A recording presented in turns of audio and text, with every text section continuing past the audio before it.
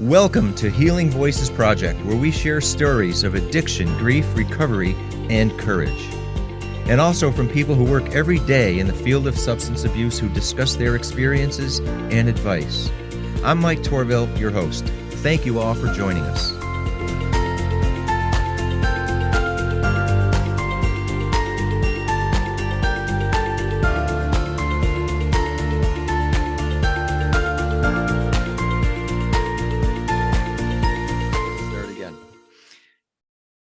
All right. Thanks, everybody, for sticking with us at Healing Voices Project. And we have another guest, a reoccurring guest, actually. His name is Adam Bartlett from the Michael J. Diaz Foundation. Adam has such a great story, and there's so much to what he's been through, so much that he's overcome. And I always think it's worth sharing. And I've told a lot of people about Adam's story and to listen to it on the Healing Voices Project website, and it's easy to find, but so it's always worth revisiting with you, Adam. Thanks for coming on again. Thanks for having me. And I know we'll do a sort of a short version, because I think your entire story is worth every minute of listening to it, because you've got a real inspirational story there. But for the people who haven't heard your story before, if you want to give a shorter version of what it is, and then hopefully that'll lead people to hear more about your full story. So you want to start from the beginning and where you were a few years back as a police officer and how things evolved. Sure. Thanks again, Mike, for having me again. I really appreciate this. Yes, I was a police officer, and I was a police officer for 10 years. It's funny you talk about this. I actually always had this love for alcohol. It seems weird when people say it, but I actually fell in love with alcohol. And when I became a police officer, I was injured on the job, and I was introduced to opiates to manage my pain. And I found a new love. I fell in love with the opiates as well, and my brain just couldn't shut it off. I went from taking my prescriptions as prescribed to getting more and more, to constantly calling my doctor and trying different variations, from Percocet to Vicodin to Tramadol to whatever I could mix it with. And in the beginning, I could function to the point, it got to the point where I couldn't function anymore. I just couldn't hold it together. I was not paying bills, doing things I was supposed to, showing up for my daughter, and being the man that I was supposed to be. It just all stopped because this disease took me over. And I didn't realize until I lost my career. And ultimately, I ended up robbing a pharmacy. It led to me living in a hotel room with no money, no alcohol, no drugs. And I was so sick that my first thought was, I'm going to go steal from a pharmacy. And that's what I did. I ended up getting arrested, which was one of the best things that ever happened to me. And I went to jail, and, I learned a lesson. A big thing for me was that I'm no better than everybody else. I am not above this disease. It was right there the whole time. It took me down, just like it takes everybody else down. Mm-hmm. I went to jail, and I did my time, and I found this fellowship, and I found these wonderful halfway houses and programs that I went through, and it turned my life around, ultimately leading me to the Michael J. Diaz Foundation, and actually being a resident at Michael's house for a while, and seeing the love that they offered there. And it brought me to my knees pretty much. It made me realize how much people actually care about people like us in addiction. And I ended up getting hired here for a job years later as the director. And then I got promoted to director of operations. So I oversee 3 houses now.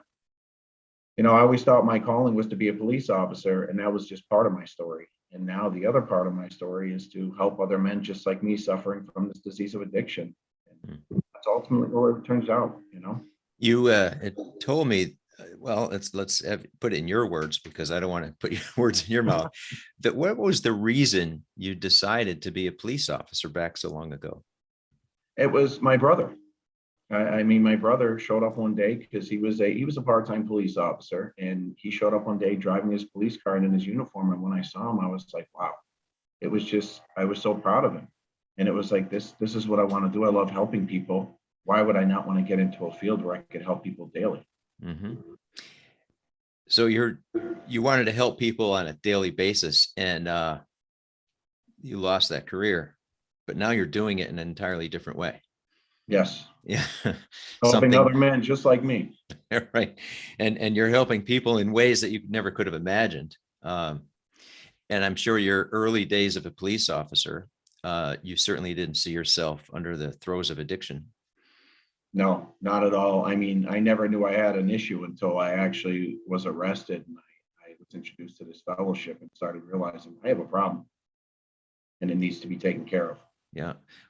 You know, Adam, I don't think I've asked you this before, but let's just take a look at your perception of people under addiction. When you were a police officer, before you experienced your own addiction, did you have a different perspective of people who are addicted than you do now?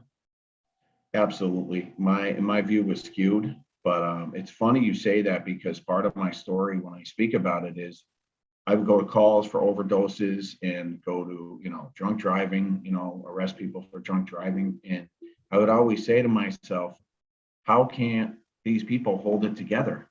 I knew I was doing my thing on the side, but I got a career, I have a house, I have all these things. But again, little did I know what was coming after that.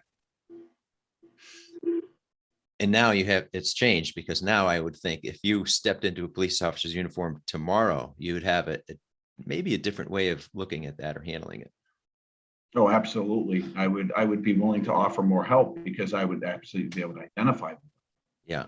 And I think that's an empathy that a lot of people don't know because they haven't experienced it. And I think certainly that changes your whole, I won't say attitude, but your whole perception,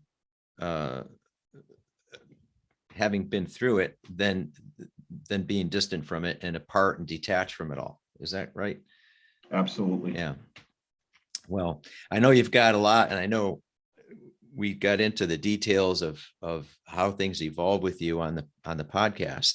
And I would encourage people again to go into the website, Healing Voices Project, find Adam's episode. And I think a lot of people in general, but even law enforcement people who may be in the same situation as you were, and say, hey, you know what, maybe I ought to take a closer look at this. Maybe I ought to take a closer look at what I'm doing or how I interact with people under Absolutely. going through this and through recovery. So, well, it's always good having you. And I know we're going to have you back as a full episode again.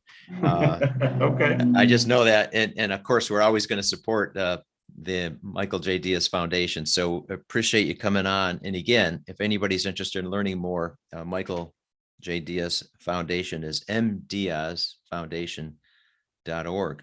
Well, Adam, thanks again. Appreciate having you. And we'll be talking real soon. Thank you, Mike. Thank you for having me. All right. See you later. All Take right. care. Yeah. Bye-bye.